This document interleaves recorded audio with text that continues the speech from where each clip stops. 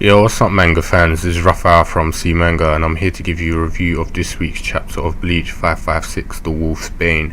And just from hearing that title alone, you would think Kubo definitely missed Halloween with this chapter. It would have been really good if he released it last chapter and then had the Ichigo one, today.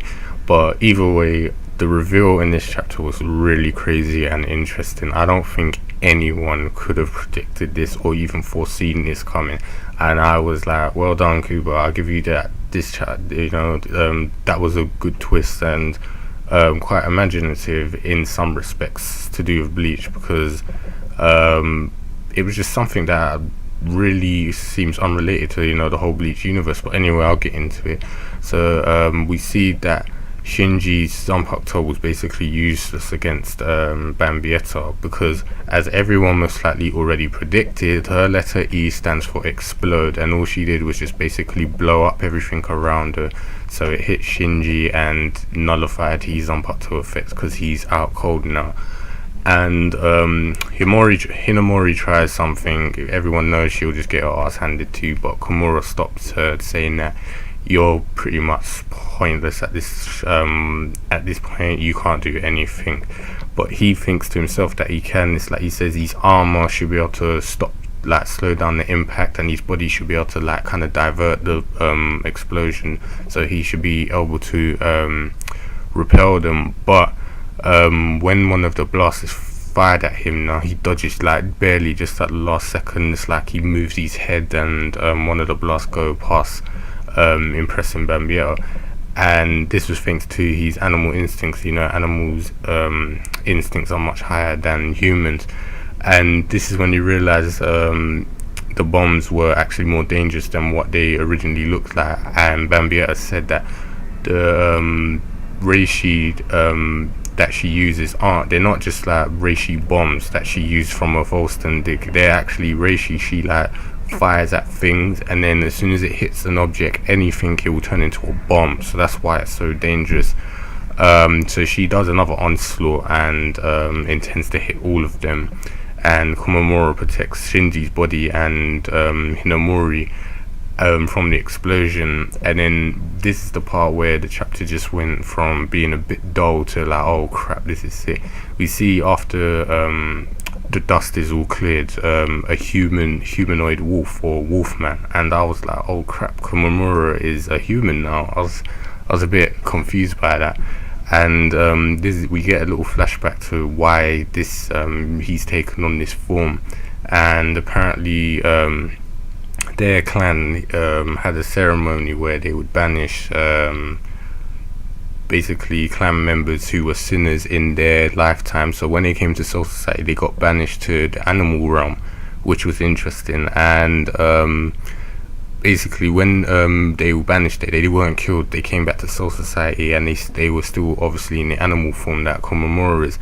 And the big wolf guy that Komamura is talking to says that if they remove their chains that bind them, it can allow them to return to their previous form before they were banished to the animal realm, and they can gain a massive amount of power, which is basically called the human transformation technique. Bit boring name, but it's as simple as it is.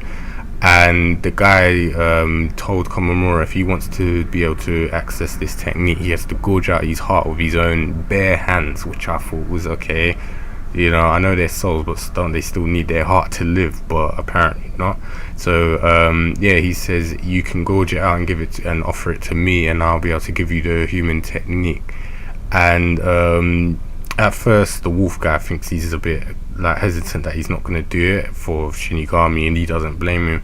But Komamura is raging about it. He's like, no, I will do it. It's I shamelessly left my clan, and after I left my clan, I had nothing else to do. But Yamato helped him out. Obviously, what he said, he has his loyalties to Yamato, so it's the same person who's helped him is now dead, and he wants to clear that shame.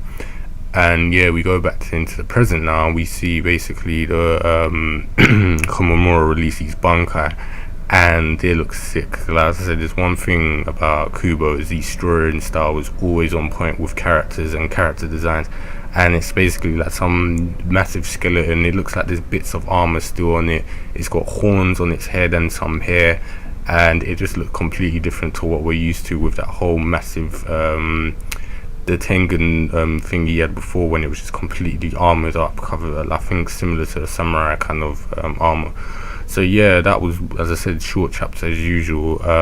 It was interesting to see Komamura's clan history, that they used to banish people, and that's the reason why souls like him look like animals, because they went to the animal realm. I wonder if we'll ever get to have a deeper look into the animal realm and what it's like.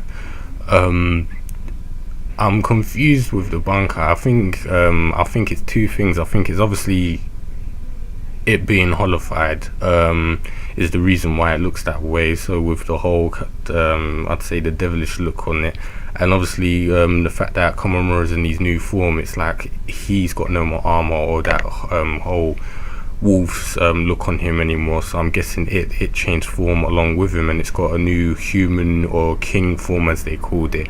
And it's really interesting to see this. I want to know how powerful Komamura is now. I hope that he can, slap around Bambi. I don't want her to be just owning him after this big reveal. It's just like you're really getting fed up with her anyway. Her character's starting to get a bit stale and boring. She has an identity crisis by the looks of it, because in this she's all like doggy. The next one she's raging, and then I said she's a bit weird.